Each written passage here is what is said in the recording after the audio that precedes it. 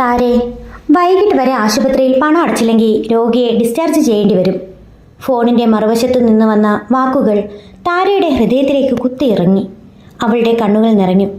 ആശുപത്രി കിടക്കയിൽ കിടക്കുന്ന അച്ഛനെ നോക്കുമ്പോൾ അവൾക്ക് കരച്ചിലടക്കാനായില്ല. കുറച്ചുകൂടി സമയം തരൂ സർ, ഞാൻ എന്തെങ്കിലും വഴി കണ്ടെത്താം. ഫോൺ കട്ട് ചെയ്ത ശേഷം അവൾ ഭിത്തിയിൽ ചാരി നിന്നു. അവളുടെ ജീവിതം എന്നും ഇങ്ങനെയായിരുന്നു. രാവിലെ ആശുപത്രി, പകൽ ജോലി, രാത്രി കടങ്ങൾ, എന്നിട്ടും പ്രശ്നങ്ങൾ മാത്രം. അതേസമയം നഗരത്തിലെ ഏറ്റവും വലിയ കമ്പനിയായ വർമ്മ ഗ്രൂപ്പിൻ്റെ ഹെഡ് ഓഫീസിൽ ഗുഡ് മോർണിംഗ് സാർ. ജീവനക്കാർ എല്ലാവരും ആദരവോടെ എഴുന്നേറ്റു. ബ്ലാക്ക് സ്യൂട്ട് ധരിച്ച് ഗംഭീരമായി നടന്നു വന്ന യുവാവിനെ കണ്ടപ്പോൾ എല്ലാവരുടെയും മുഖത്ത് ഭയവും ബഹുമാനവും ഒരുമിച്ച് തെളിഞ്ഞു. അവനായിരുന്നു വരുൺ വർമ്മ, നഗരത്തിലെ ഏറ്റവും പ്രായം കുറഞ്ഞ കോടീശ്വരൻ. പക്ഷേ കണ്ടിട്ടില്ലാത്ത ഒരു വേദന അവൻ്റെ ഉള്ളിൽ ഒളിഞ്ഞിരുന്നു. ഇന്നത്തെ മീറ്റിംഗ് 10 മണിക്ക് തുടങ്ങണം. അതും പറഞ്ഞ് വരുൺ തൻ്റെ ക്യാബിനിലേക്ക് നടന്നു. അതേസമയം ഓഫീസിൻ്റെ 4ാം നിലയിൽ ചൂലുമായി താര നിൽക്കുകയാണ്. അവൾ നിലം വൃത്തിയാക്കുകയായിരുന്നു. അവളുടെ അടുത്ത് നിൽക്കുന്ന സെക്യൂരിറ്റി ജീവനക്കാരൻ രഘു പറഞ്ഞു, താരേ, ഈ മാസം ശമ്പളം കിട്ടിയാൽ എനിക്കൊരു ചായ വാങ്ങി തരണം. ശമ്പളമൊക്കെ ഇട്ടട്ടെ ചേട്ടാ, ഇപ്പോൾ ഞാൻ തന്നെ കടം വാങ്ങി ചായ കുടിക്കുന്ന അവസ്ഥയാണ്. അത് കേട്ട് രഘു ചിരിച്ചു. അപ്പോൾ കോടീശ്വരൻ വരുൺ സാറിനെ കിട്ടിയാൽ ആ പ്രശ്നം അങ്ങ് തീരുന്നേ. അയ്യോ, അദ്ദേഹത്തിന് എന്നെ കണ്ടാൽ പോലും അറിയില്ല. രണ്ടുപേരും പൊട്ടിച്ചിരിച്ചു. അതേസമയം വരുണിൻ്റെ ക്യാബിനിൽ ഒരു സ്ത്രീ ഇരിക്കുകയായിരുന്നു. അത്യധികം സുന്ദരിയായ യുവതി, ദേവിക, വരുണിൻ്റെ മുൻ പ്രണയിനി. വരുൺ, നമ്മൾ വീണ്ടും ഒന്നിക്കണം. ദേവികയുടെ വാക്കുകൾ കേട്ടപ്പോൾ വരുണിൻ്റെ മുഖം കടുപ്പമായി. നമ്മൾ തമ്മിൽ അവസാനിപ്പിച്ചത് വർഷങ്ങൾക്ക് മുമ്പാണ്. പക്ഷേ ഞാൻ ഇപ്പോഴും നിന്നെ സ്നേഹിക്കുന്നു. ഞാനല്ല. വരുണിൻ്റെ മറുപടി ദേവികയെ ഞെട്ടിച്ചു. അവൾ കോപത്തോടെ പുറത്തേക്കിറങ്ങി. എന്നാൽ പോകുമ്പോൾ അവളുടെ മുഖത്ത് ഒരു വിചിത്രമായ പുഞ്ചിരി ഉണ്ടായിരുന്നു. ഉച്ചയോടെ താര വരുണിൻ്റെ ക്യാബിൻ വൃത്തിയാക്കാൻ അകത്ത് കയറി. വരുണപ്പോൾ ഒരു മീറ്റിങ്ങിനായി പുറത്തായിരുന്നു. മേശ തുടച്ചുകൊണ്ടിരിക്കുമ്പോൾ അവളുടെ കണ്ണുകൾ ഒരു ഫോട്ടോയിൽ പതിഞ്ഞു. ഒരു യുവതിയുടെ ചിത്രം. ചിത്രത്തിൻ്റെ പിന്നിൽ എഴുതിയിരുന്നത്, നീ എന്നെ ചതിച്ച ദിവസം മുതൽ ഞാൻ മരിച്ചവനാണ്. താര അമ്പരന്നു. ആരായിരിക്കും ഇത്? അപ്പോഴേക്കും വാതിൽ തുറന്ന് വരുൺ അകത്തേക്ക് കയറി. അവൻ്റെ കണ്ണുകൾ നേരെ താരയുടെ കയ്യിലെ ഫോട്ടോയിലേക്ക്. ആരാ പറഞ്ഞത് എൻ്റെ സാധനങ്ങളിൽ തൊടാൻ? അവൻ്റെ ശബ്ദം ഇടിമുഴക്കം പോലെ മുഴങ്ങി. താര പേടിച്ചുപോയി. സോറി സാർ, ഞാൻ പുറത്തിറങ്ങൂ. താരയുടെ കണ്ണുകൾ നിറഞ്ഞു. അവൾ വേഗം പുറത്തേക്കോടി. വൈകുന്നേരം ആശുപത്രിയിൽ നിന്ന് വീണ്ടും ഫോൺ. മിസ് താര, ഇന്ന് തന്നെ 3 ലക്ഷം രൂപ അടയ്ക്കണം. അവളുടെ കാലുകൾ വിറച്ചു. 3 ലക്ഷം? അവൾക്ക് 3,000 പോലും കണ്ടെത്താൻ കഴിഞ്ഞിരുന്നില്ല. അവൾ ആശുപത്രിയുടെ മുന്നിലെ ബെഞ്ചിലിരുന്ന് കരഞ്ഞു. അപ്പോഴാണ് ഒരു കറുത്ത കാർ അവളുടെ മുന്നിൽ നിർത്തിയത്. കാറിൽ നിന്ന് ഇറങ്ങിയത് വരുൺ. താര അമ്പരന്നു. സാറ്? വരുൺ അവളുടെ മുന്നിലേക്ക് ഒരു ഫയൽ നീട്ടി. നിനക്ക് പണം വേണമല്ലോ? താര ഞെട്ടി. എൻ്റെ അവസ്ഥ സാറിന് എങ്ങനെ അറിയാം? അത് നിനക്ക് അറിയേണ്ട കാര്യമല്ല. അവൻ ഫയൽ തുറന്നു. താരയുടെ കണ്ണുകൾ വികസിച്ചു. അതിൽ എഴുതിയിരുന്നത്, 1 വർഷം എൻ്റെ ഭാര്യയായി അഭിനയിക്കണം. താരയ്ക്ക് വിശ്വസിക്കാൻ കഴിഞ്ഞില്ല. സാർ എന്താ പറയുന്നത്? നിന്റെ അച്ഛൻ്റെ ചികിത്സയും നിന്റെ കടങ്ങളും ഞാൻ തീർക്കും. പക്ഷേ എന്തിന്? ഞാൻ? വരുൺ ഒരു നിമിഷം മൗനമായി.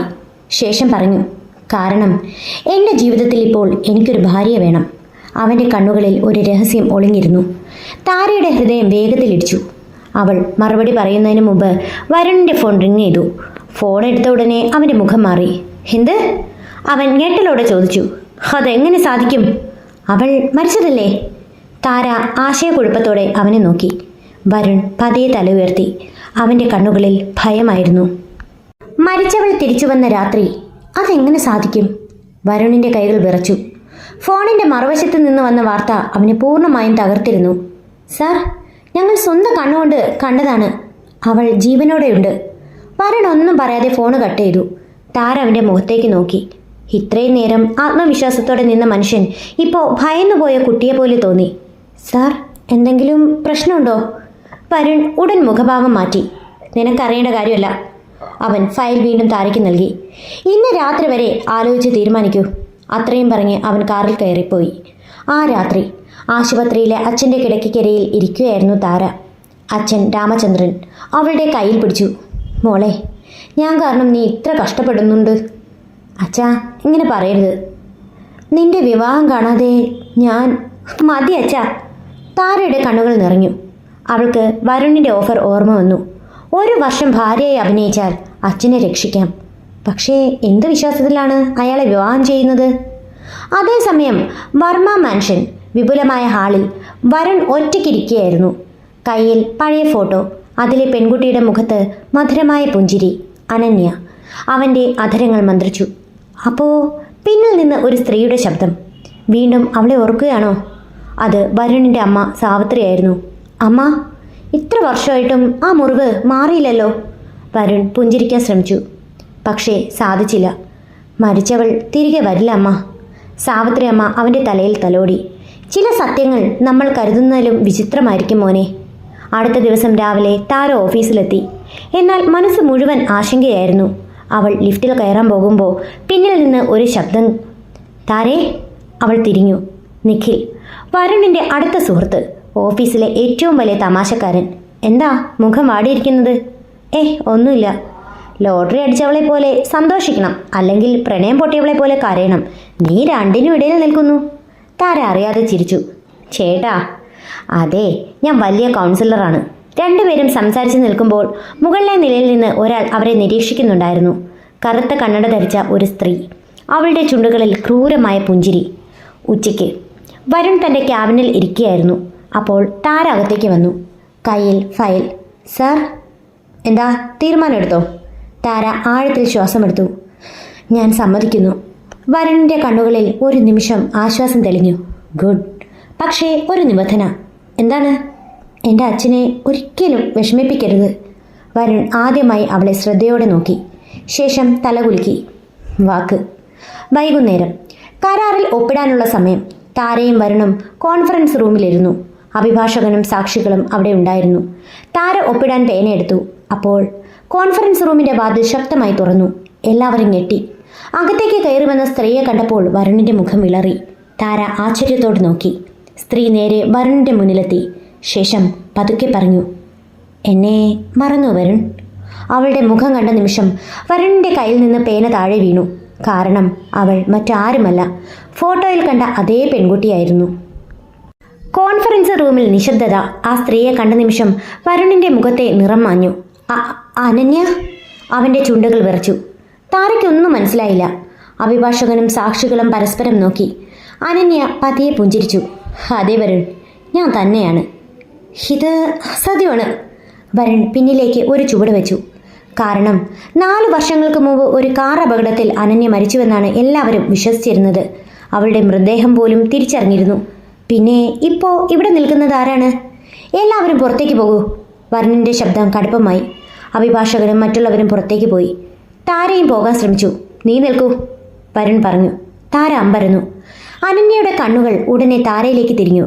ഓ, പുതിയ ഭാര്യയാണോ? അവളുടെ ശബ്ദത്തിൽ പരിഹാസമുണ്ടായിരുന്നു.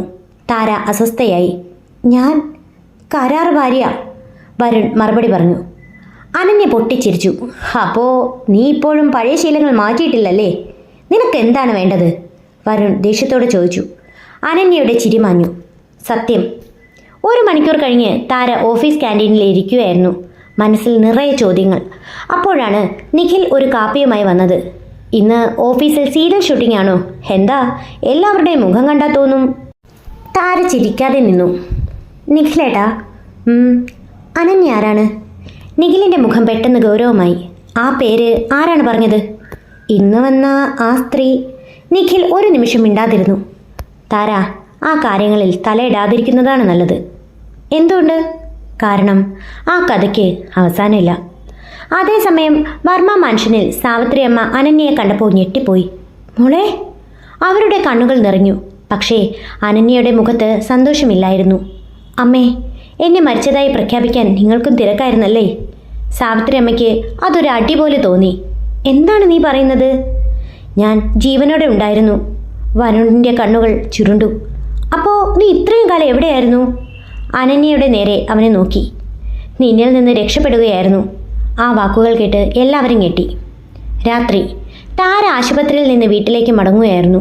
അച്ഛൻ്റെ ചികിത്സാ ചിലവുകൾ വരുണിൻ്റെ കമ്പനി ഏറ്റെടുത്തിരുന്നു. അതുകൊണ്ട് ചെറിയൊരു ആശ്വാസമുണ്ടായിരുന്നു. പക്ഷേ അവളുടെ മനസ്സിൽ മുഴുവൻ അനന്യയായിരുന്നു. റോഡിലൂടെ നടക്കുമ്പോൾ പിന്നിൽ നിന്ന് ആരോ അവളെ നിരീക്ഷിക്കുന്നതായി തോന്നി. അവൾ തിരിഞ്ഞു നോക്കി. ആരുമില്ല. വീണ്ടും നടന്നു. പക്ഷേ ഈ പ്രാവശ്യം വ്യക്തമായി കേട്ടു കാലടികളുടെ ശബ്ദം. താരയുടെ ഹൃദയം വേഗത്തിൽ മിടിച്ചു. അവൾ നടത്തം കൂട്ടി. പിന്നിലെ ആളും. അവൾ ഓടി. പിന്നിലെ ആളും ഓടി. പെട്ടെന്ന് ആരോ അവളുടെ കയ്യിൽ പിടിച്ചു. ആ! താര നിലവിളിച്ചു. പക്ഷേ അടുത്ത നിമിഷം അവൾ ആ മുഖം കണ്ടു. വരുൺ സാർ. വരുൺ കഠിനമായി ശ്വസിക്കുകയായിരുന്നു. നീ ഒറ്റയ്ക്ക് നടക്കരുത്. എന്തിനെ? അവൻ ചുറ്റും നോക്കി. ശേഷം പതുക്കെ പറഞ്ഞു, കാരണം ആരോ നിന്നെ പിന്തുടരുന്നുണ്ട്. താരയുടെ മുഖം വിളറി. ആരെ? എനിക്കറിയില്ല. പക്ഷേ വരുണിൻ്റെ ശബ്ദം താഴ്ന്നു. അവൻ ഇന്നല്ല ആദ്യമായി നിന്നെ പിന്തുടരുന്നത്. താരയുടെ ശരീരം വിറച്ചു. അപ്പോഴാണ് റോഡിന്റെ മറുവശത്ത് നിൽക്കുന്ന കറുത്ത കാർ അവളുടെ ശ്രദ്ധയിൽപ്പെട്ടത്. അതിനകത്തിരിക്കുന്ന ആളുടെ മുഖം കാണാൻ കഴിഞ്ഞില്ല. പക്ഷേ അയാൾ അവനെ തന്നെ നോക്കുകയായിരുന്നു. റോഡിന്റെ മറുവശത്ത് നിൽക്കുന്ന കറുത്ത കാർ. താരയുടെ കണ്ണുകൾ അതിലായിരുന്നു. സാർ, ആ കാർ. വരുൺ തിരിഞ്ഞു നോക്കിയതും കാറ് പെട്ടെന്ന് സ്റ്റാർട്ട് ചെയ്ത് ഇരുട്ടിലേക്ക് മറഞ്ഞു. നമ്മളെ കണ്ടതോടെ പോയി. താരയുടെ നെഞ്ചെടുപ്പ് കൂടി. ആരായിരിക്കും? വരുൺ കുറച്ചു നിമിഷം മിണ്ടാതിരുന്നു. എനിക്കറിയില്ല. പക്ഷേ കഴിഞ്ഞ കുറച്ച് ദിവസങ്ങളായി ആരോ എന്നെയും നിരീക്ഷിക്കുന്നുണ്ട്. അതിന് എനിക്കെന്താണ് ബന്ധം? വരുൺ അവളെ നോക്കി. അതാണ് എനിക്കും അറിയാത്തത്. അടുത്ത ദിവസം രാവിലെ വർമ്മ മാൻഷനിൽ വലിയ സംഘർഷമായിരുന്നു. അനന്യ വീട്ടിൽ തന്നെ താമസിക്കുമെന്ന് പ്രഖ്യാപിച്ചിരുന്നു. സാവിത്രി അമ്മയ്ക്ക് സന്തോഷമായിരുന്നെങ്കിലും വരുണിന് അത് ഇഷ്ടമായില്ല. ഡൈനിങ് ടേബിളിൽ എല്ലാവരും ഇരിക്കുമ്പോൾ അനന്യ മനഃപൂർവ്വം വരുണിന്റെ അടുത്തിരുന്ന കസേരയിലിരുന്നു. അതേസമയം താര ആദ്യമായി മാൻഷനിലേക്ക് എത്തിയിരുന്നു. കരാർ പ്രകാരം വിവാഹത്തിന് മുമ്പ് കുടുംബത്തെ പരിചയപ്പെടാനായിരുന്നു. ഇവളാണോ ആ പെൺകുട്ടി? അനന്യ താരയെ അടിമുടി നോക്കി. താരയ്ക്ക് അസ്വസ്ഥത തോന്നി. അതെ, വരുൺ ചെറിയ മറുപടി നൽകി. അനന്യ ചിരിച്ചു. ഒരു കോടീശ്വരന് കിട്ടിയത് ഓഫീസിലെ തൂപ്പുകാരിയാണോ? ആ വാക്കുകൾ താരയുടെ മനസ്സിനെ വേദനിപ്പിച്ചു. എന്നാൽ അടുത്ത നിമിഷം മതി അനന്യ. വരുണിന്റെ ശബ്ദം കടുപ്പമായി. അവളെക്കുറിച്ച് മോശമായി സംസാരിക്കേണ്ട. ആ മറുപടി കേട്ട് അനന്യയുടെ മുഖം മാറി. താരയും അത്ഭുതപ്പെട്ടു. ഉച്ചയ്ക്ക് താര തോട്ടത്തിൽ ഒറ്റയ്ക്ക് നടക്കുകയായിരുന്നു. മനസ്സിൽ നിറയെ ആശങ്കകൾ. അപ്പോൾ പിന്നിൽ നിന്നൊരു ശബ്ദം. ഭാര്യയെ? താര ഞെട്ടിത്തിരിഞ്ഞു. നിഖിൽ കയ്യിൽ ജ്യൂസ് ഗ്ലാസുമായി നിൽക്കുന്നു. ചേട്ടാ, പേടിപ്പിച്ചല്ലോ. ഞാൻ പേടിപ്പിച്ചോ? ഈ വീട്ടിലുള്ളവർ തന്നെയാണ് ഹൊറർ സിനിമ. താര ചിരിച്ചു. അത് സത്യമാണ്. ഇനി നീ ഇവിടെ എത്തിയാ എനിക്ക് കൂട്ടാകും. എന്തിന്? വരുൺ എന്നെ ദിവസവും ജോലിക്കാരനെ പോലെ ഉപയോഗിക്കുന്നു. നിങ്ങൾ സുഹൃത്തുക്കളല്ലേ? അതെ, അതുകൊണ്ടാണ് കൂടുതൽ പണി. രണ്ടുപേരും പൊട്ടിച്ചിരിച്ചു. ദൂരെ നിന്നുകൊണ്ട് ഇതെല്ലാം അനന്യ കാണുന്നുണ്ടായിരുന്നു. അവളുടെ കണ്ണുകളിൽ അസൂയ തെളിഞ്ഞു. വൈകുന്നേരം വരുൺ തന്റെ ക്യാബിനിൽ ഒരു പഴയ ഫയൽ പരിശോധിക്കുകയായിരുന്നു. അപ്പോൾ ഒരു ഫോട്ടോ താഴെ വീണു. അതിൽ അനന്യയും ഒരു അജ്ഞാതനും. വരുണിന്റെ മുഖം കടുപ്പമായി. അപ്പോൾ എൻ്റെ സംശയം ശരിയായിരുന്നു. അവൻ ഉടൻ ആരെയോ വിളിച്ചു. രാഹുൽ, 4 വർഷം മുമ്പത്തെ ആക്സിഡന്റ് കേസ് വീണ്ടും അന്വേഷിക്കണം. സർ, എന്തെങ്കിലും പുതിയ തെളിവ് കിട്ടിയോ? അതെ. വരുണിന്റെ കണ്ണുകൾ ഫോട്ടോയിൽ പതിഞ്ഞു. ആരും മരിച്ചിട്ടില്ല. ആരോ നാടകം കളിക്കുകയാണ്. അതേസമയം താര ആശുപത്രിയിൽ അച്ഛനെ കാണാൻ പോയിരുന്നു. അച്ഛനിപ്പോൾ ആരോഗ്യവാനായി തോന്നി. മോളെ, നിന്റെ മുഖത്തിപ്പോ ചെറിയൊരു സന്തോഷമുണ്ട്. ഉണ്ടോ? ഉണ്ട്. അച്ഛൻ ചിരിച്ചു. ആ വരുൺ നല്ല പയ്യനാണോ? താരയുടെ മുഖം ചുവന്നു. അച്ഛാ. ഉത്തരം പറഞ്ഞില്ല. താര അറിയാതെ പുഞ്ചിരിച്ചു. അത് കണ്ട അച്ഛനും സന്തോഷിച്ചു. രാത്രി 11 മണി. വർമ്മ മാൻഷൻ. എല്ലാവരും ഉറങ്ങിയിരുന്നു. താരയ്ക്ക് ഉറക്കം വന്നില്ല. അവൾ വെള്ളം കുടിക്കാനായി താഴേക്കിറങ്ങി. അപ്പോഴാണ് ഒരു മുറിയിൽ നിന്ന് ശബ്ദം കേട്ടത്. ആരോ തർക്കിക്കുന്നു. താര പതുക്കെ അടുത്തെത്തി. വാതിൽ പൂർണ്ണമായി അടങ്ങിയിരുന്നില്ല. അവൾ അകത്തേക്ക് നോക്കി. അവിടെ അനന്യ ഫോണിൽ സംസാരിക്കുകയായിരുന്നു. ഇല്ല, അവൾക്കൊന്നും അറിയില്ല. താരയുടെ കണ്ണുകൾ വികസിച്ചു. കരാർ വിവാഹം നടക്കുന്നതിന് മുമ്പ് അവളെ തടയണം. താരയുടെ ഹൃദയം നിലച്ചു. അവൾ അറിയാതെ പിന്നിലേക്ക് നീങ്ങി. പക്ഷേ അവളുടെ കാലിൽ നിന്ന് ഒരു പൂച്ചെടി തട്ടി താഴെ വീണു. ശബ്ദം കേട്ട് അനന്യ പെട്ടെന്ന് തിരിഞ്ഞു നോക്കി. ആരവിടെ? താര ഭയന്നോടി. അനന്യ വാതിൽ തുറന്ന് പുറത്തേക്ക് വന്നു. ഇരുവരുടെയും കണ്ണുകൾ തമ്മിൽ ഉടക്കി. അനന്യയുടെ മുഖത്ത് ഒരു വിചിത്ര പുഞ്ചിരി തെളിഞ്ഞു. അപ്പോ നീ കേട്ടല്ലേ? താര പിന്നോട്ട് നീങ്ങി. അനന്യ പതുക്കെ അവളുടെ അടുത്തേക്ക് നടന്നു. ഇനി നീ ജീവനോടെ ഇരിക്കരുത്. അനന്യയുടെ വാക്കുകൾ കേട്ട് താരയുടെ ശരീരം തണുത്തുപോയി. എന്താണ് നിങ്ങൾ പറയുന്നത്? അനന്യ പെട്ടെന്ന് ചിരിച്ചു. ഭയന്നോ? താര ഒന്നും മിണ്ടിയില്ല. ഞാൻ വെറുതെ പറഞ്ഞതാണ്. പക്ഷേ ആ ചിരിക്ക് പിന്നിൽ എന്തോ അപകടം ഒളിഞ്ഞിരിക്കുന്നതായി താരയ്ക്ക് തോന്നി. അനന്യ അവളുടെ തോളിൽ തട്ടി നടന്നുപോയി. താരയ്ക്ക് ആ രാത്രി ഉറങ്ങാൻ കഴിഞ്ഞില്ല. അടുത്ത ദിവസം വരുണിന്റെ ഓഫീസിൽ എല്ലാവരും തിരക്കിലായിരുന്നു. പുതിയ പ്രോജക്റ്റിന്റെ ഉദ്ഘാടനം ആദ്യമായി താരയെ വരുണിന്റെ കൂടെ പൊതുവേദിയിൽ അവതരിപ്പിക്കാനായിരുന്നു തീരുമാനം. കരാർ വിവാഹം ഔദ്യോഗികമായി പ്രഖ്യാപിക്കുന്നതിന് മുമ്പുള്ള ചടങ്ങ്. നിനക്ക് പേടിയുണ്ടോ? വരുൺ ചോദിച്ചു. കുറച്ച്. ഞാൻ കൂടെയുണ്ട്. വരുണിന്റെ ആ വാക്കുകൾ താരയുടെ മനസ്സിൽ ഒരു സുരക്ഷിതത്വം സൃഷ്ടിച്ചു. അതേസമയം ഓഫീസിന്റെ പാർക്കിംഗ് ഏരിയയിൽ ഒരു കറുത്ത കാറിലിരുന്ന ആരോ ഫോണിൽ സംസാരിക്കുകയായിരുന്നു. ഇന്ന് അവസരം കിട്ടും. മറുവശത്തു നിന്നുള്ള ശബ്ദം ചോദിച്ചു. പണി തീർക്കണോ? തീരും. ആ മനുഷ്യന്റെ മുഖം ഇപ്പോഴും വ്യക്തമായിരുന്നില്ല. വൈകുന്നേരം ചടങ്ങ് ആരംഭിച്ചു. മാധ്യമപ്രവർത്തകരും അതിഥികളും ഹാളിൽ നിറഞ്ഞിരുന്നു. വരുൺ സ്റ്റേജിൽ നിന്നു. അവന്റെ അടുത്ത് താര. ഫോട്ടോഗ്രാഫർമാരുടെ ക്യാമറകൾ തുടർച്ചയായി മിന്നി. സാർ, ഇവർ തമ്മിൽ പ്രണയവിവാഹമാണോ? ഒരു റിപ്പോർട്ടർ ചോദിച്ചു. താര അമ്പരന്നു. പക്ഷേ വരുൺ പുഞ്ചിരിച്ചു. അത് ഉടൻ എല്ലാവർക്കും അറിയാം. എല്ലാവരും കൈയടിച്ചു. ചടങ്ങ് കഴിഞ്ഞു. താര ഒറ്റയ്ക്ക് വാഷ്റൂമിലേക്ക് പോയി. തിരികെ വരുമ്പോൾ മുകളിലെ നിലയിൽ നിന്ന് ആരോ അവളെ നിരീക്ഷിക്കുന്നതായി തോന്നി. അവൾ തല ഉയർത്തി നോക്കി. ആരുമില്ല. എനിക്ക് വെറുതെ തോന്നുന്നതാവും, അവൾ സ്വയം പറഞ്ഞു. അതേസമയം മുകളിലെ നിലയിലെ ഒരു ഭാരമുള്ള ലൈറ്റ് ഫിറ്റിംഗ് അഴിച്ചുവിട്ടു. ഒരു കൈ പതുക്കെ പിന്നിലേക്ക് പറഞ്ഞു. താര അതിൻ്റെ താഴെയൂടെ നടന്നു. 1 സെക്കൻഡ്, 2 സെക്കൻഡ്, 3-ാം സെക്കൻഡ് അത് താഴേക്ക് പതിച്ചു. ഹാൾ മുഴുവൻ നടുങ്ങി. താര! വരുണിൻ്റെ നിലവിളി മുഴങ്ങി. താര തിരിഞ്ഞു നോക്കിയപ്പോൾ ആ വലിയ ലൈറ്റ് നേരെ അവളുടെ തലയ്ക്ക് മുകളിലേക്ക് വീഴുകയായിരുന്നു.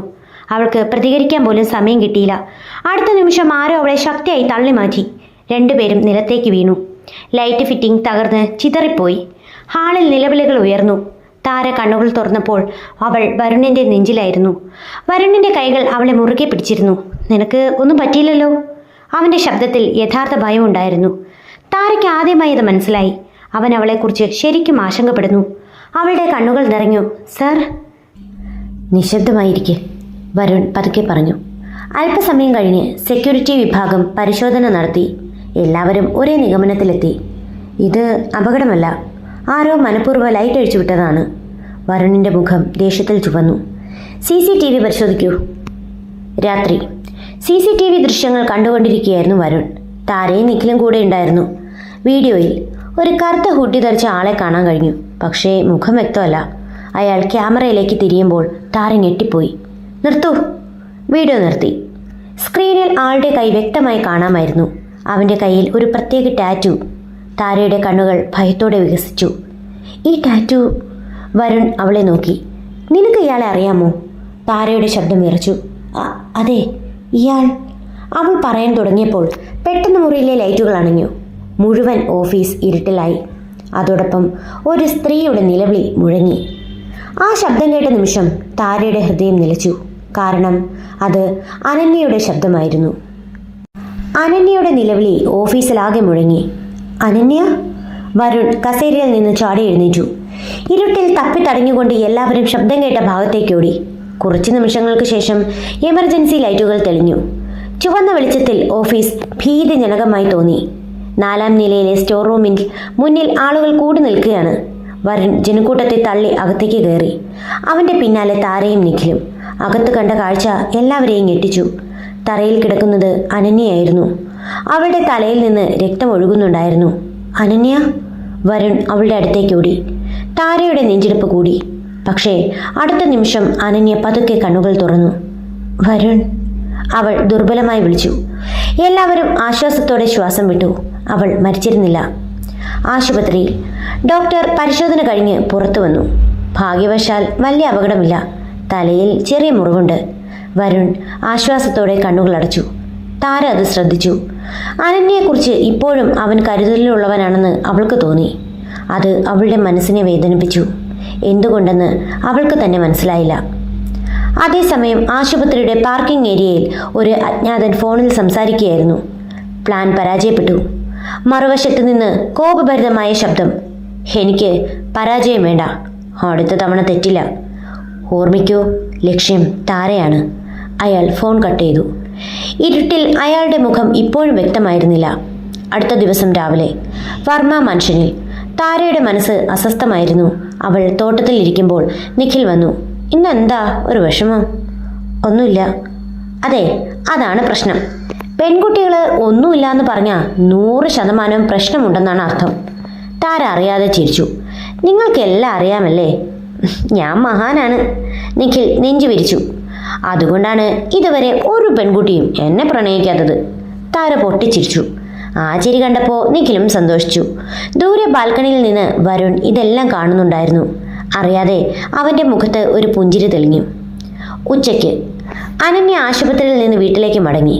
എല്ലാവരും അവളെ സ്വീകരിച്ചു. പക്ഷേ അവളുടെ കണ്ണുകൾ നേരെ താരയിലായിരുന്നു. നിനക്ക് സന്തോഷമായോ? അനന്യ ചോദിച്ചു. എന്ത്? ഞാൻ മരിക്കാതിരുന്നത്? താര ഞെട്ടി. ഞാൻ അങ്ങനെ ചിന്തിക്കുമോ? അനന്യ അടുത്തേക്ക് വന്നു. നീ വരുണിനെ ഇഷ്ടപ്പെടുന്നുണ്ടല്ലേ? താരയുടെ ഹൃദയം ഒന്ന് നിശ്ചലമായി. ഇല്ല. നുണ. അനന്യ ചിരിച്ചു. ഞാൻ അവൻ്റെ കണ്ണുകൾ കണ്ടിട്ടുണ്ട്. താര ഒന്നും പറഞ്ഞില്ല. കാരണം അനന്യ പറഞ്ഞത് സത്യമാണോ എന്ന ചോദ്യം ഇപ്പോൾ അവളുടെ മനസ്സിലുണ്ടായിരുന്നു. ആ രാത്രി വരുൺ തൻ്റെ സ്റ്റഡിയിൽ ചില ഫയലുകൾ പരിശോധിക്കുകയായിരുന്നു. അപ്പോൾ രാഹുൽ അകത്തേക്ക് വന്നു. സർ, നിങ്ങൾ ആവശ്യപ്പെട്ട വിവരങ്ങൾ കിട്ടി. വരുൺ ഫയൽ വാങ്ങി. അതിലുള്ള റിപ്പോർട്ട് വായിച്ചതും അവൻ്റെ മുഖം മാറി. ഇത് ഉറപ്പാണോ? 100%. അപ്പോൾ വരുൺ കസേരയിൽ നിന്ന് എഴുന്നേറ്റു. 4 വർഷം മുമ്പത്തെ അപകടം ഒരു അപകടമായിരുന്നില്ല. രാഹുൽ തല ഉലുക്കി. അത് കൊലപാതക ശ്രമമായിരുന്നു. വരുണിൻ്റെ കണ്ണുകളിൽ തീ പടർന്നു. അപ്പോൾ അതിന് പിന്നിൽ ആരാണ്? രാഹുൽ പതുക്കെ ഒരു ഫോട്ടോ മേശപ്പുറത്ത് വെച്ചു. ഫോട്ടോ കണ്ട നിമിഷം വരുണിൻ്റെ കൈകൾ വിറച്ചു. കാരണം അതിലുള്ളത് അവൻ്റെ സ്വന്തം കുടുംബത്തിലെ ഒരാളായിരുന്നു. ഇത് അസാധ്യമാണ്. വരുൺ വീണ്ടും ഫോട്ടോയിലേക്ക് നോക്കി. അവൻ്റെ കണ്ണുകളിൽ ഞെട്ടൽ നിറഞ്ഞു. സർ, രാഹുൽ പതുക്കെ വിളിച്ചു. ഈ തെളിവുകളെല്ലാം ഒരേ ആളിലേക്കാണ് വിരൽ ചൂണ്ടുന്നത്. വരുൺ കസേരയിലിരുന്നു. കാരണം ഫോട്ടോയിലുണ്ടായിരുന്നത് അവൻ്റെ അമ്മാവൻ്റെ മകൻ വിക്രമായിരുന്നു. കുട്ടിക്കാലം മുതൽ സഹോദരനെ പോലെ കണ്ടിരുന്ന ഒരാൾ. ഇല്ല, വിക്രം അങ്ങനെ ചെയ്യില്ല. ഞാനും അങ്ങനെ തന്നെയായിരുന്നു കരുതിയത് സാർ. രാഹുൽ ഫയലിലെ മറ്റൊരു രേഖ പുറത്തെടുത്തു. പക്ഷേ 4 വർഷം മുമ്പത്തെ അപകടത്തിനു മുമ്പ് അനന്യയുടെ കാറിൽ ഇടപെട്ടത് വിക്രമാണെന്ന് തെളിവുണ്ട്. വരുൺ മുഷ്ടി ചുരുട്ടി. എനിക്ക് സത്യം അറിയണം. അടുത്ത ദിവസം രാവിലെ വർമ്മ മനുഷ്യനിൽ എല്ലാവരും പ്രഭാത ഭക്ഷണത്തിനായി ഒത്തുകൂടി. വിക്രമും അവിടെ ഉണ്ടായിരുന്നു. എപ്പോഴും ചിരിച്ചുകൊണ്ടിരിക്കുന്ന കുടുംബത്തിൻ്റെ പ്രിയപ്പെട്ടവൻ. പക്ഷേ ഇപ്പോൾ വരുൺ അവനെ സംശയത്തോടെയാണ് നോക്കിയത്. എന്താ ചേട്ടാ ഇങ്ങനെ നോക്കുന്നത്? വിക്രം ചിരിച്ചുകൊണ്ട് ചോദിച്ചു. ഒന്നുമില്ല, വരുൺ മറുപടി നൽകി. താര അത് ശ്രദ്ധിച്ചു. ഇരുവരും തമ്മിൽ എന്തോ പ്രശ്നമുണ്ടെന്ന് അവൾക്ക് തോന്നി. ഉച്ചയ്ക്ക് താര മാൻഷനിലെ പഴയ സ്റ്റോർ റൂം വൃത്തിയാക്കുകയായിരുന്നു. അത് വർഷങ്ങളായി ആരും തുറക്കാത്ത മുറിയായിരുന്നു. പൊടി പിടിച്ച പെട്ടികൾ മാറ്റുന്നതിനിടയിൽ ഒരു പഴയ ഡയറി താഴെ വീണു. താര അത് തുറന്നു. ആദ്യ പേജിൽ എഴുതിയിരുന്നത് അനന്യ വർമ്മ. താരയുടെ കണ്ണുകൾ വികസിച്ചു. ഇത് അനന്യയുടെ ഡയറിയാണോ? അവൾ വായിക്കാൻ തുടങ്ങി. ഓരോ പേജും പുതിയ രഹസ്യങ്ങൾ തുറന്നു. പക്ഷേ അവസാന പേജിലെ ഒരു വാചകം വായിച്ചപ്പോൾ അവളുടെ ഹൃദയം നിശ്ചലമായി. എനിക്ക് എന്തെങ്കിലും സംഭവിച്ചാൽ അതിന് പിന്നിൽ വിക്രമായിരിക്കും. എൻ്റെ ദൈവമേ! താര ഭയത്തോടെ ചുറ്റും നോക്കി. അതേസമയം വിക്രം ഫോണിൽ സംസാരിക്കുകയായിരുന്നു. അവൻ്റെ മുഖത്തെ ചിരി അപ്രത്യക്ഷമായിരുന്നു. ആ ഡയറി കണ്ടെത്താൻ പാടില്ല. മറുവശത്തു നിന്ന് ശബ്ദം വന്നു. വൈകിപ്പോയി. എന്ത്? ആ പെൺകുട്ടി അത് കണ്ടു. വിക്രമിൻ്റെ മുഖം ദേഷ്യത്തിൽ ചുവന്നു. താര. വൈകുന്നേരം താര ഡയറിയുമായി വരുണിൻ്റെ മുറിയിലേക്ക് പോവുകയായിരുന്നു. അവനോട് എല്ലാം പറയണം. പക്ഷേ പടികൾ ഇറങ്ങുമ്പോൾ പിന്നിൽ നിന്ന് ആരോ അവളുടെ വായ പൊത്തി. താര പിടഞ്ഞു. ആരോ അവളെ വലിച്ചടിച്ച് ഇരുണ്ട മുറിയിലേക്ക് കൊണ്ടുപോയി. ഡയറി താഴെ വീണു. അവൾ രക്ഷപ്പെടാൻ ശ്രമിച്ചു. പക്ഷേ അയാൾ ശക്തനായിരുന്നു. വിടൂ! താര കരഞ്ഞു. അയാൾ പതുക്കെ അവളുടെ ചെവിക്കരികിൽ പറഞ്ഞു. നീ അറിയാൻ പാടില്ലാത്തത് അറിഞ്ഞു. ആ ശബ്ദം കേട്ട് താരയുടെ കണ്ണുകൾ വികസിച്ചു. അവൾക്ക് ആ ശബ്ദം പരിചിതമായിരുന്നു. അതേസമയം ഹാളിൽ നിന്ന് വരുണിൻ്റെ ശബ്ദം കേട്ടു. താര, താര, എവിടെയാണ്?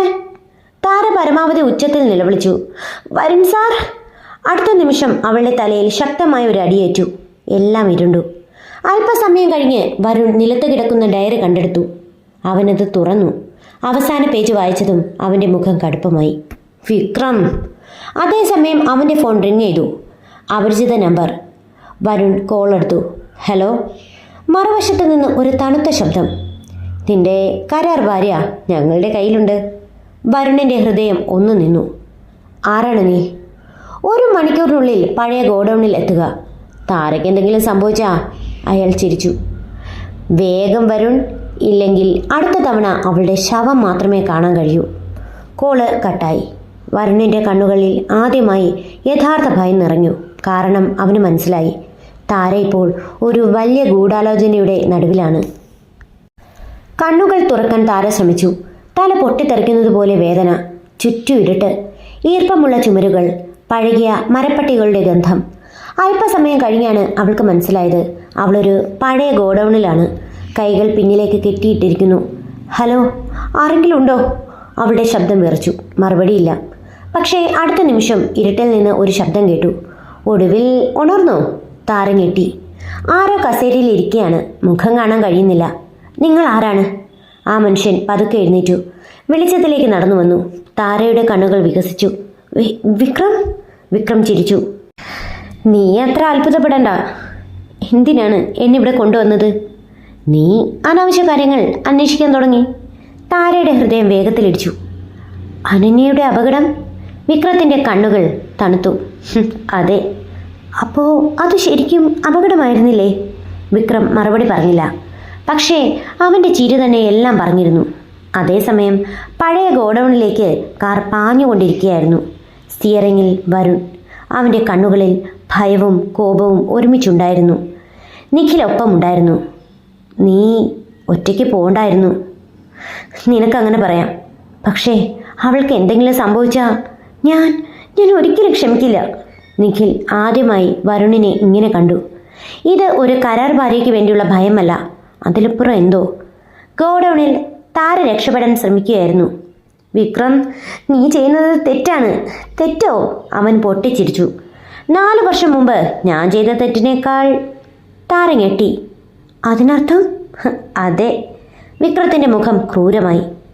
അനന്യയുടെ കാർ അപകടത്തിന് പിന്നിൽ ഞാൻ തന്നെയായിരുന്നു. താരയുടെ ശ്വാസം നിലച്ചു. പക്ഷേ അവൾ രക്ഷപ്പെട്ടു. അതാണ് എൻ്റെ ഏറ്റവും വലിയ പരാജയം. അപ്പോഴാണ് ഗോഡൌണിൻ്റെ വലിയ വാതിൽ ശക്തമായി തുറന്നത്. വരുൺ അകത്തേക്ക് കയറി. താര! വരുൺ സാർ! താരയുടെ കണ്ണുകൾ നിറഞ്ഞു. വിക്രം ചിരിച്ചു. എനിക്കറിയായിരുന്നു നീ വരുമെന്ന്. അവളെ വിട്ടേക്കൂ. വരുൺ പല്ല് കടിച്ചു. ഇല്ലെങ്കിൽ? വിക്രം ഒരു തോക്ക് പുറത്തെടുത്തു. എല്ലാവരും ഞെട്ടി. ഇല്ലെങ്കിൽ ഇന്നിവിടെ ഒരാളുടെ ജീവിതം അവസാനിക്കും.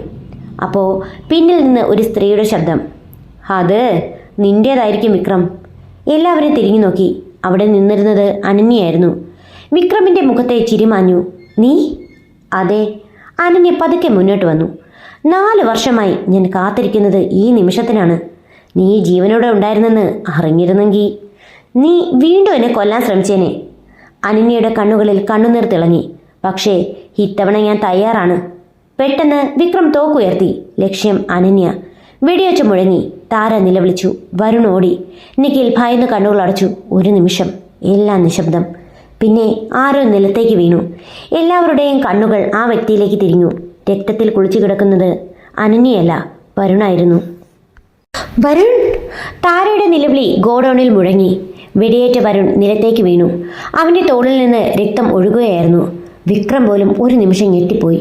കാരണം അവൻ്റെ ലക്ഷ്യം അനന്യയായിരുന്നു. പക്ഷേ അവസാന നിമിഷം വരുൺ അവളുടെ മുന്നിലേക്ക് ചാടിയിരുന്നു. ചേട്ടാ! നിഖിൽ ഓടിയെത്തി.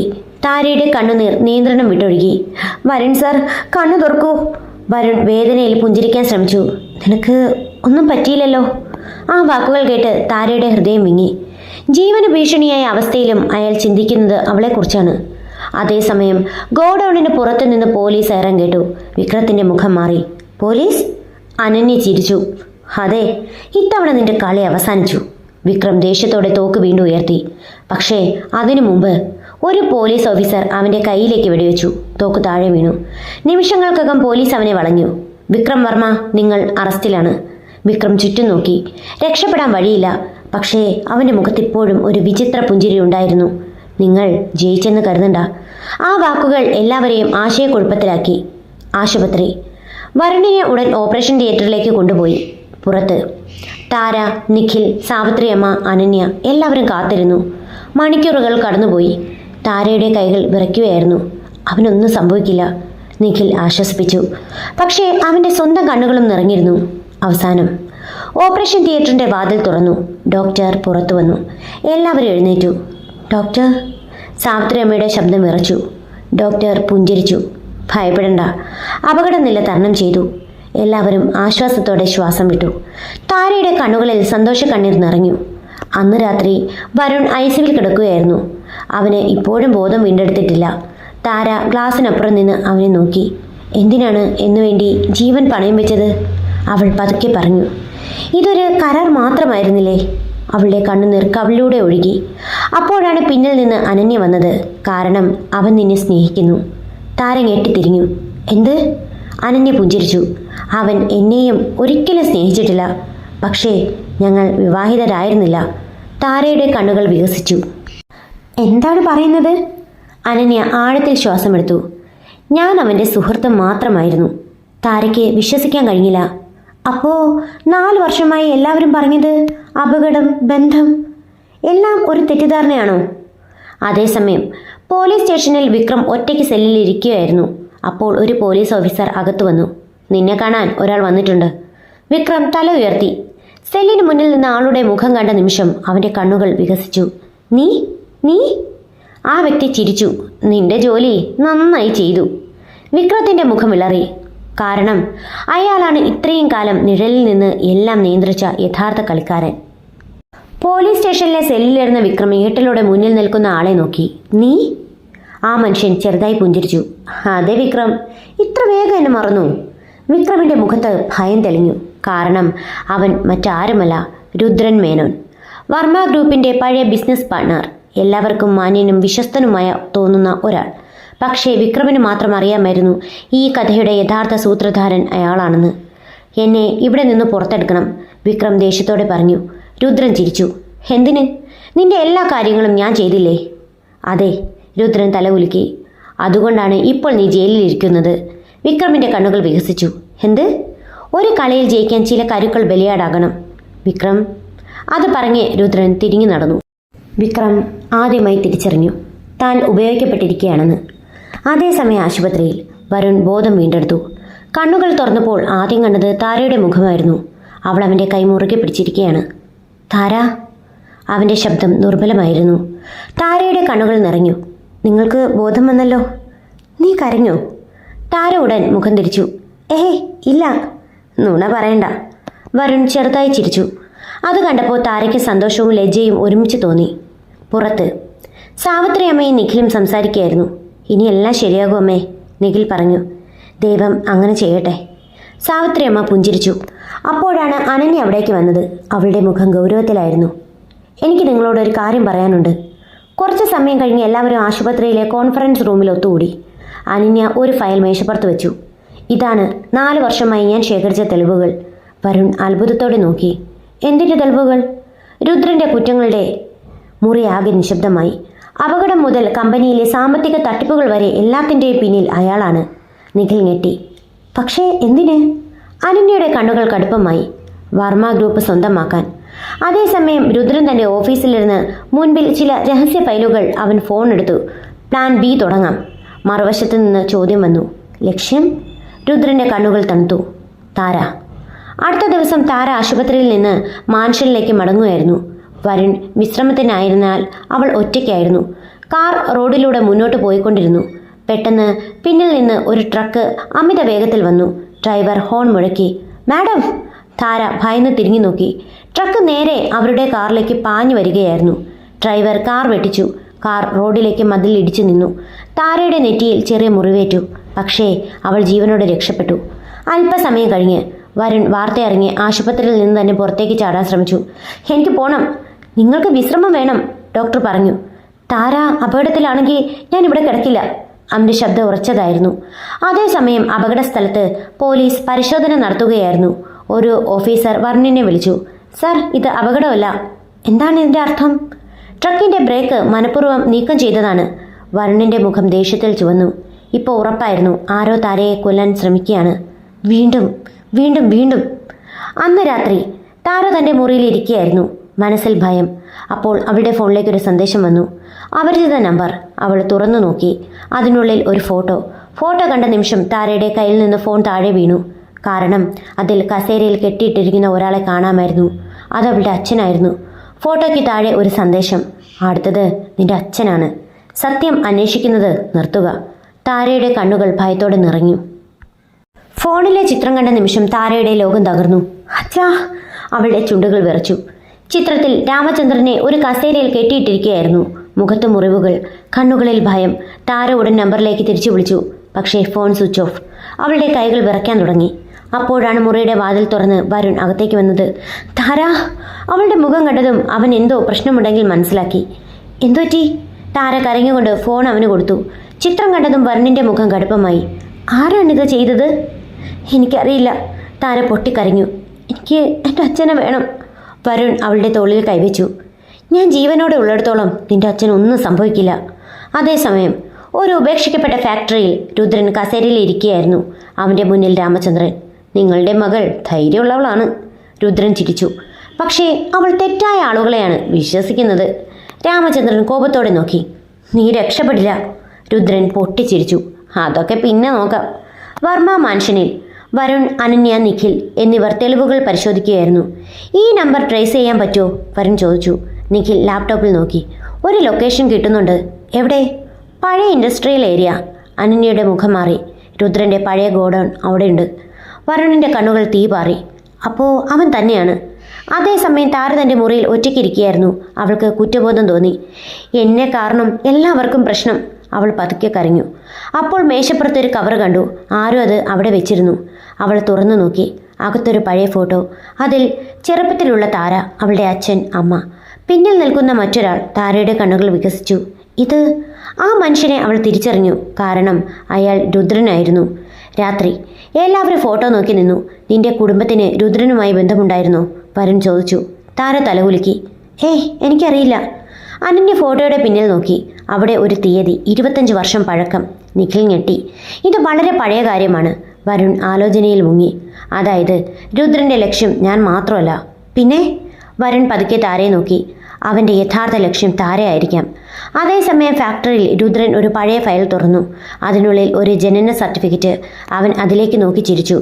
ഇത്ര വർഷങ്ങൾക്ക് ശേഷം അവൻ പതുക്കെ പറഞ്ഞു. സത്യം പുറത്തു വരാനുള്ള സമയമായി. പിറ്റേന്ന് രാവിലെ വരുൺ പോലീസിനൊപ്പം പഴയ ഫാക്ടറിയിൽ പുറപ്പെട്ടു. താരയും കൂടെ പോകണമെന്ന് വാശി പിടിച്ചു. ഇല്ല, വരുൺ ഉറച്ച ശബ്ദത്തിൽ പറഞ്ഞു. ഇത് അപകടമാണ്. അത് എൻ്റെ അച്ഛനാണ്. താരയുടെ കണ്ണുകൾ നിറഞ്ഞു. ഒരു നിമിഷം വരുൺ മിണ്ടാതെ നിന്നു. ശേഷം പറഞ്ഞു. ശരി, പക്ഷേ എൻ്റെ അടുത്ത് നിന്ന് മാറരുത്. ഫാക്ടറിയുടെ മുന്നിൽ കാർ നിന്നു. സ്ഥലം വിജനമായിരുന്നു. പോലീസ് അകത്തേക്ക് കയറി.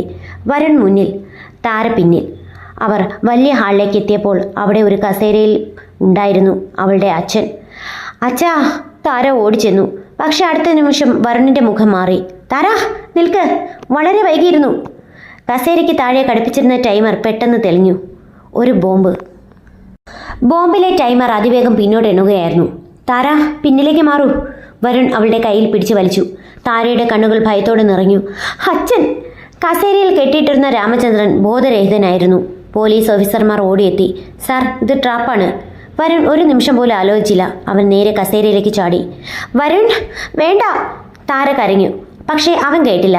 കത്തി ഉപയോഗിച്ച് കയറുകൾ മുറിക്കാൻ തുടങ്ങി. അപ്പോഴാണ് ലൗഡ് സ്പീക്കറിലൂടെ ഒരു ശബ്ദം കേട്ടത്. രുദ്രൻ. എന്താ വരുൺ, വീണ്ടും നായകനാകാൻ പോവുകയാണോ? വരുണിൻ്റെ കണ്ണുകൾ കോപത്തിൽ ജ്വലിച്ചു. പുറത്തേക്ക് വാ രുദ്ര. രുദ്രൻ ചിരിച്ചു. അത്ര എളുപ്പമല്ല. ഹാളിൽ പരിഭ്രാന്തി പടർന്നു. പോലീസുകാർ ബോംബ് നിർവീര്യമാക്കാൻ ശ്രമിച്ചു. പക്ഷേ സമയം വളരെ കുറവായിരുന്നു. അവസാനം വരുൺ രാമചന്ദ്രൻ്റെ കയറുകൾ മുറിച്ച്. അച്ഛാ! താര ഓടിയെത്തി. അവൾ അച്ഛനെ ചേർത്ത് പിടിച്ചു. മോളെ! രാമചന്ദ്രൻ പതുക്കെ കണ്ണുകൾ തുറന്നു. അതേസമയം എല്ലാവരും പുറത്തേക്ക്. ഒരു പോലീസ് ഓഫീസർ നിലവിളിച്ചു. വരുൺ താരയെയും രാമചന്ദ്രനെയും പിടിച്ച് പുറത്തേക്ക് ഓടി. വലിയ സ്ഫോടനം. ഫാക്ടറിയുടെ ഒരു ഭാഗം തകർന്നു വീണു. താര ഭയന്ന് കണ്ണുകൾ അടച്ചു. പൊടിയും പുകയും എല്ലായിടത്തും നിറഞ്ഞു. കുറച്ച് നിമിഷങ്ങൾക്ക് ശേഷം താര പതുക്കെ കണ്ണുകൾ തുറന്നു. ആദ്യമായി അവൾ അന്വേഷിച്ചത് വരുണിനെയായിരുന്നു. വരുൺ! അവൻ ഏതാനും അടി അകലെയായി വീണ് കിടക്കുകയായിരുന്നു. ഭാഗ്യവശാൽ ഗുരുതര പരിക്കുകളൊന്നും ഉണ്ടായിരുന്നില്ല. താര ഓടിയെത്തി. നിങ്ങൾക്ക് ഒന്നും പറ്റിയില്ലല്ലോ? വരുൺ പുഞ്ചിരിച്ചു. ഞാൻ പറഞ്ഞില്ലേ, നിന്റെ അച്ഛൻ ഒന്നും സംഭവിക്കില്ല എന്ന്. താരയുടെ കണ്ണുകൾ നിറഞ്ഞു. ആ രാത്രി വർമ്മ മാൻഷനിൽ എല്ലാവരും ഒത്തുകൂടി. രാമചന്ദ്രൻ ഇപ്പോൾ സുരക്ഷിതനായിരുന്നു. പക്ഷേ അദ്ദേഹത്തിന് മുഖത്തിപ്പോഴും ആശങ്കയുണ്ടായിരുന്നു. എനിക്ക് ഇനി മറച്ചുവെക്കാൻ കഴിയില്ല, അദ്ദേഹം പതുക്കെ പറഞ്ഞു. എല്ലാവരും അദ്ദേഹത്തെ നോക്കി. 25 വർഷം മുമ്പ് അദ്ദേഹം ആഴത്തിൽ ശ്വാസമെടുത്തു. രുദ്രൻ എൻ്റെ ഏറ്റവും അടുത്ത സുഹൃത്തായിരുന്നു. താര ഞെട്ടി. അച്ഛാ, ഒരു വലിയ ബിസിനസ് തട്ടിപ്പിൽ അവൻ ഉൾപ്പെട്ടിരുന്നു. അത് ഞാൻ പോലീസിനോട് പറഞ്ഞതോടെ അവൻ്റെ ജീവിതം തകർന്നു. വരുൺ ശ്രദ്ധയോടെ കേട്ടു. അപ്പോൾ ഇതെല്ലാം പ്രതികാരമാണോ? രാമചന്ദ്രൻ തലകുലുക്കി. അതെ. അപ്പോഴാണ് അനന്യ ഒരു ഫയൽ മേശപ്പുറത്ത് വെച്ചത്. ഇതിലും വലിയൊരു സത്യമുണ്ട്. എല്ലാവരും അവളെ നോക്കി. രുദ്രൻ താരയെ എന്തിനാണ് ഇത്രയും തേടുന്നതെന്ന് എനിക്ക് കണ്ടെത്താൻ കഴിഞ്ഞു. താരയുടെ ഹൃദയം വേഗത്തിൽ മിടിച്ചു. അനന്യ ഫയൽ തുറന്നു. അതിനുള്ളിൽ ഒരു ജനനരേഖ. താര. അനന്യയുടെ ശബ്ദം താഴ്ന്നു. നീ രാമചന്ദ്രൻ്റെ യഥാർത്ഥ മകളല്ല. മുറിയാകെ നിശബ്ദമായി. എന്ത്? താരയുടെ കണ്ണുകൾ നിറഞ്ഞു. രാമചന്ദ്രൻ തല താഴ്ത്തി. ക്ഷമിക്കണം മോളെ. വരുൺ ഞെട്ടി. അനന്യ തുടർന്നു. നീ. അവൾ ഫയലിലെ പേര് വായിച്ചു. രുദ്രമേനോൻ്റെ മകളാണ്. താരയുടെ കയ്യിൽ നിന്ന് ഗ്ലാസ് താഴെ വീണു. അനന്യയുടെ വാക്കുകൾ കേട്ട് മുറിയാകെ നിശബ്ദമായി. താരയുടെ ചെവികളിൽ ഒരു മൂളൽ മാത്രം. ഇല്ല. അവൾ പതുക്കെ പിന്നിലേക്ക് നീങ്ങി. അത് കള്ളമാണ്. കണ്ണുനീർ അവളുടെ കവിളിലൂടെ ഒഴുകി. അച്ഛാ, എന്തെങ്കിലും പറയൂ. രാമചന്ദ്രൻ തല താഴ്ത്തി. ആ മൗനം തന്നെ സത്യം പറയുകയായിരുന്നു. ഇല്ല. താര പൊട്ടിക്കരഞ്ഞു. നിങ്ങൾ എൻ്റെ അച്ഛനാണ്. രാമചന്ദ്രൻ്റെ കണ്ണുകളും നിറഞ്ഞു. ഞാൻ തന്നെയാണ് നിന്റെ അച്ഛൻ മോളെ. പക്ഷേ രക്തബന്ധം കൊണ്ടല്ല. താരയുടെ ഹൃദയം തകർന്നു. വരുൺ അവളുടെ അടുത്തേക്ക് വരാൻ ശ്രമിച്ചു. പക്ഷേ അവൾ പിന്നോട്ട് മാറി. രാമചന്ദ്രൻ പതുക്കെ സത്യം പറഞ്ഞു. 25 വർഷം മുമ്പ് രുദ്രനും ഭാര്യ മായയും ഒരു അപകടത്തിൽപ്പെട്ടു. അപകടമോ? അനന്യ ചോദിച്ചു. അല്ല. രാമചന്ദ്രൻ്റെ ശബ്ദം വിറച്ചു. രുദ്രൻ്റെ ശത്രുക്കൾ നടത്തിയ ആക്രമണം. അന്ന് താരയ്ക്ക് വെറും 1 വയസ്സായിരുന്നു. താര കണ്ണുനീർ തുടച്ചു. പിന്നെ മായ മരിച്ചു. മുറിയിൽ വീണ്ടും നിശബ്ദത. മരിക്കുന്നതിന് മുമ്പ് അവൾ കുഞ്ഞിനെ എന്നെ ഏൽപ്പിച്ചു. രാമചന്ദ്രൻ താരയെ നോക്കി. അന്നു മുതൽ നീ എൻ്റെ മകളാണ്. അപ്പോൾ രുദ്രൻ? വരുൺ ചോദിച്ചു. അവൻ ജയിലിൽ പോയി. എന്തിനെ? മായയുടെ മരണത്തിന് ഉത്തരവാദി അവനാണെന്ന് തെളിഞ്ഞു. അനന്യ ആശയക്കുഴപ്പത്തിലായി. പക്ഷേ ഇപ്പോൾ അവൻ സ്വതന്ത്രനല്ലേ? അതെ. രാമചന്ദ്രൻ ദുഃഖത്തോടെ പറഞ്ഞു. വർഷങ്ങൾക്ക് ശേഷം പുറത്തു വന്ന അവൻ മാറിയിരുന്നു. പ്രതികാരം മാത്രം അവൻ്റെ മനസ്സിലുണ്ടായിരുന്നുള്ളൂ. താരയ്ക്കിനി നിൽക്കാൻ പോലും കഴിഞ്ഞില്ല. അവൾ മുറിയിൽ നിന്ന് ഓടിപ്പോയി. താര. വരുൺ പിന്നാലെ പോയി. മാൻഷൻ്റെ തോട്ടത്തിൽ മഴ തുടങ്ങുകയായിരുന്നു. താര ഒറ്റയ്ക്ക് ബെഞ്ചിലിരുന്നു. കണ്ണുനീരും മഴയും ഒന്നായി. എനിക്ക് ആരുമില്ല, അവൾ പതുക്കെ പറഞ്ഞു. അപ്പോഴാണ് ഒരു കുട അവളുടെ മുകളിൽ ഉയർന്നത്. വരുൺ, നീ നനയും. എന്നെ ഒറ്റയ്ക്ക് വിടൂ. വരുൺ അവളുടെ അടുത്തിരുന്നു. നിനക്കിപ്പോൾ ദേഷ്യമുണ്ടെന്ന് എനിക്കറിയാം. എൻ്റെ ജീവിതം മുഴുവൻ ഒരു കള്ളമായിരുന്നു. അല്ല, വരുൺ ശാന്തമായി പറഞ്ഞു. നിന്നെ വളർത്തിയത് ആരാണ്? അച്ഛൻ. നിന്നെ സ്നേഹിച്ചത് അച്ഛൻ. നിനക്ക് വേണ്ടി കരഞ്ഞത്? താര ഒന്നും പറഞ്ഞില്ല. അപ്പോൾ അയാൾ തന്നെയാണ് നിന്റെ അച്ഛൻ. താരയുടെ കണ്ണുകൾ വീണ്ടും നിറഞ്ഞു. കുറച്ച് നിമിഷങ്ങൾ ഇരുവരും മിണ്ടാതെ ഇരുന്നു. ശേഷം വരുൺ പതുക്കെ ചോദിച്ചു. ഒരു കാര്യം ചോദിക്കട്ടെ? എന്ത്? ആ ദിവസം ഗോഡൌണിൽ എനിക്ക് വെടിയേറ്റപ്പോൾ താര അവനെ നോക്കി. നീ എന്തിനാണ് കരഞ്ഞത്? താരയുടെ ഹൃദയം വേഗത്തിൽ മിടിച്ചു. ഞാൻ. ഉത്തരം പറയണ്ട. വരുൺ പുഞ്ചിരിച്ചു. എനിക്കറിയാം. അവളുടെ മുഖം ചുവന്നു. അതേസമയം നഗരത്തിൻ്റെ പുറത്തുള്ള ഒരു പഴയ ബംഗ്ലാവിൽ രുദ്രൻ മേശപ്പുറത്തൊരു പഴയ ചിത്രം നോക്കുകയായിരുന്നു. അതിൽ ചെറിയ കുഞ്ഞായ താര. അവൻ്റെ കണ്ണുകളിൽ കണ്ണുനീർ തിളങ്ങി. മോളെ. അവൻ ചിത്രത്തിൽ തലോടി. അപ്പോൾ പിന്നിൽ നിന്ന് ഒരാൾ വന്നു. സാർ, എല്ലാം തയ്യാറാണ്. രുദ്രൻ്റെ മുഖം വീണ്ടും തണുത്തു. വരുണിനെയും അവൻ്റെ കുടുംബത്തെയും അവസാനിപ്പിക്കണം. പക്ഷേ താര. രുദ്രൻ നിശബ്ദനായി. ശേഷം പറഞ്ഞു. അവൾ എൻ്റെ മകളാണ്. അവൾക്കൊരു പോറൽ പോലും ഏൽക്കരുത്. അടുത്ത ദിവസം രാവിലെ വരുൺ ഓഫീസിലെത്തി. അവൻ്റെ മേശപ്പുറത്തൊരു കവർ കിടക്കുന്നുണ്ടായിരുന്നു. അവനത് തുറന്നു നോക്കി. അകത്തൊരു USB ഡ്രൈവ്, ഒപ്പം ഒരു കുറിപ്പ്. യഥാർത്ഥ സത്യം അറിയണമെങ്കിൽ ഇത് കാണുക. വരുൺ ഉടൻ വീഡിയോ തുറന്നു. വീഡിയോ കണ്ട നിമിഷം അവൻ്റെ മുഖം വിളറി. കാരണം അതിൽ കാണുന്നത് സാവിത്രി അമ്മ രുദ്രനോട് സംസാരിക്കുന്ന ദൃശ്യങ്ങളായിരുന്നു. അമ്മയുടെ ശബ്ദം വ്യക്തമായി കേൾക്കാമായിരുന്നു. താരയെ വർമ്മ കുടുംബത്തിലേക്ക് കൊണ്ടുവരണം. അതാണ് ഏക വഴി. വരുൺ കസേരയിൽ നിന്ന് എഴുന്നേറ്റു. അമ്മ. ഇപ്പോൾ എല്ലാം കൂടുതൽ സങ്കീർണമാവുകയാണ്. വരുൺ വീണ്ടും വീഡിയോ പ്ലേ ചെയ്തു. സ്ക്രീനിൽ വ്യക്തമായി കാണുന്നത് സാവിത്രി അമ്മയും രുദ്രനും തമ്മിലുള്ള സംഭാഷണമായിരുന്നു. താരയെ വർമ്മ കുടുംബത്തിലേക്ക് കൊണ്ടുവരണം. അതാണ് ഏക വഴി. വരുണിൻ്റെ കൈകൾ വിറച്ചു. അവന് വിശ്വസിക്കാൻ കഴിഞ്ഞില്ല. രുദ്രനുമായി തൻ്റെ അമ്മയ്ക്ക് എന്ത് ബന്ധം? അവൻ ഉടൻ മാൻഷനിലേക്ക് പുറപ്പെട്ടു. അതേസമയം മാൻഷനിൽ താര അച്ഛനോടൊപ്പം ഇരിക്കുകയായിരുന്നു. ഇന്നലത്തെ സത്യങ്ങൾ ഇപ്പോഴും അവളെ വേദനിപ്പിക്കുന്നുണ്ടായിരുന്നു. മോളെ. രാമചന്ദ്രൻ അവളുടെ തലയിൽ കൈവച്ചു. നീ ഇപ്പോഴും എൻ്റെ മകളായിരിക്കും. താര അദ്ദേഹത്തിൻ്റെ തോളിലേക്ക് ചാഞ്ഞു. അച്ഛാ, ഞാൻ നിങ്ങളെ ഒരിക്കലും വിട്ടുപോകില്ല. ആ വാക്കുകൾ കേട്ട് രാമചന്ദ്രൻ്റെ കണ്ണുകൾ നിറഞ്ഞു. അപ്പോഴാണ് വരുൺ കൊടുങ്കാറ്റ് പോലെ അകത്തേക്ക് കയറിയത്.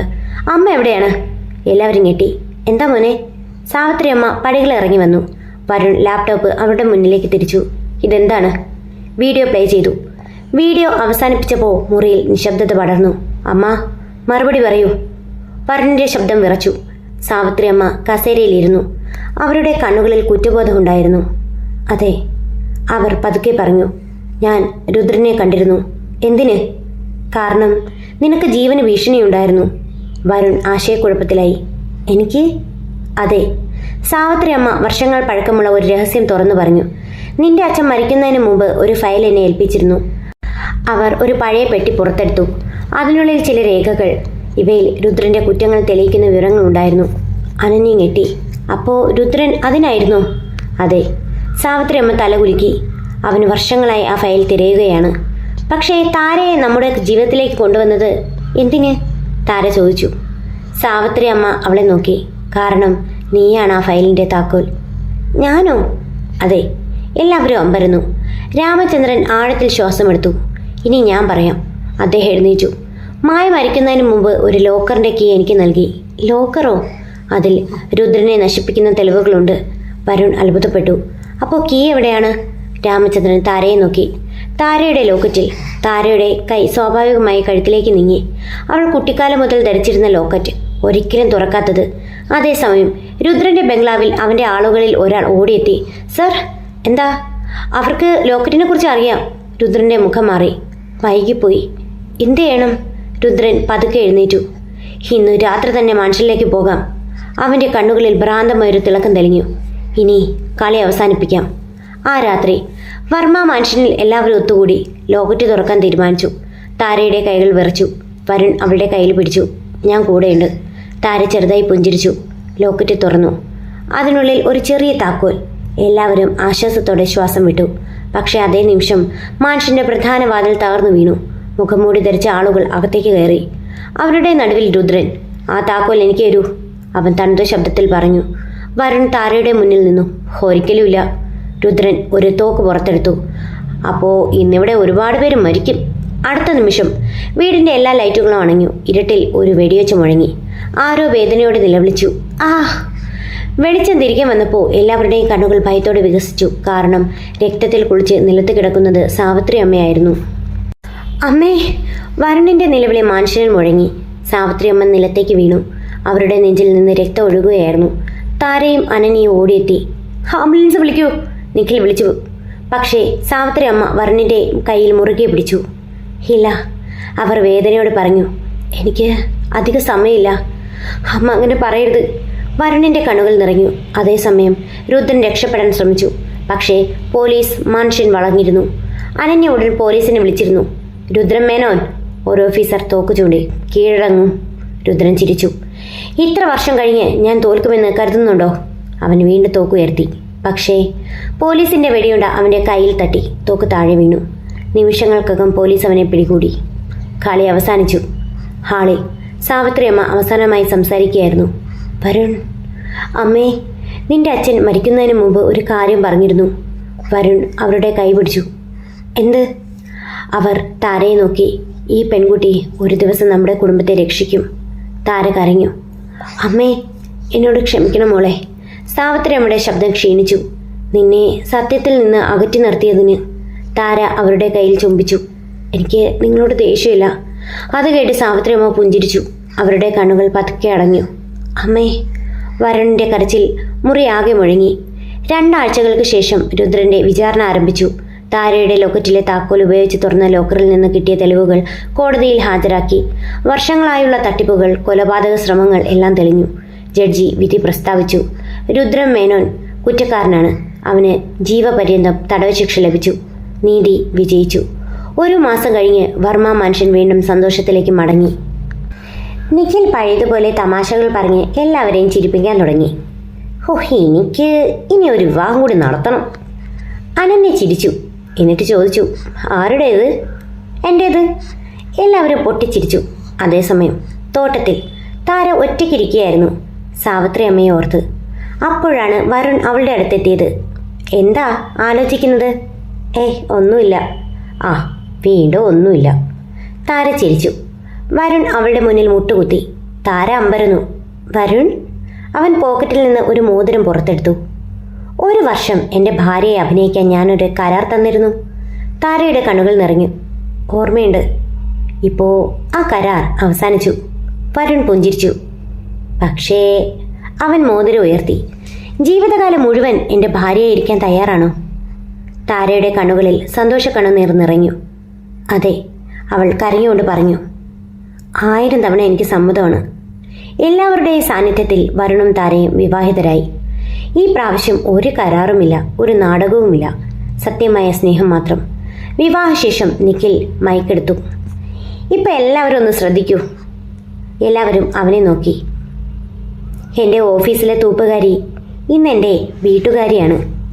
അവളിനി ഒരു തൂപ്പുകാരിയല്ല, എൻ്റെ സ്വന്തം ഭാര്യയാണ്. ഹാളിൽ ചിരിവിട പടർന്നു. വരുണും താരയും പരസ്പരം നോക്കി പുഞ്ചിരിച്ചു. രാത്രി വരുണും താരയും മാൻഷന്റെ ബാൽക്കണിയിൽ നിൽക്കുകയായിരുന്നു. ആകാശത്ത് നക്ഷത്രങ്ങൾ തിളങ്ങി. അവരുടെ ജീവിതം ഇവിടെ തുടങ്ങുകയാണ്. കഥ ഇഷ്ടമായാൽ ലൈക്ക് ചെയ്യാനും ഷെയർ ചെയ്യാനും സബ്സ്ക്രൈബ് ചെയ്യാനും മറക്കല്ലേ. Thanks for watching.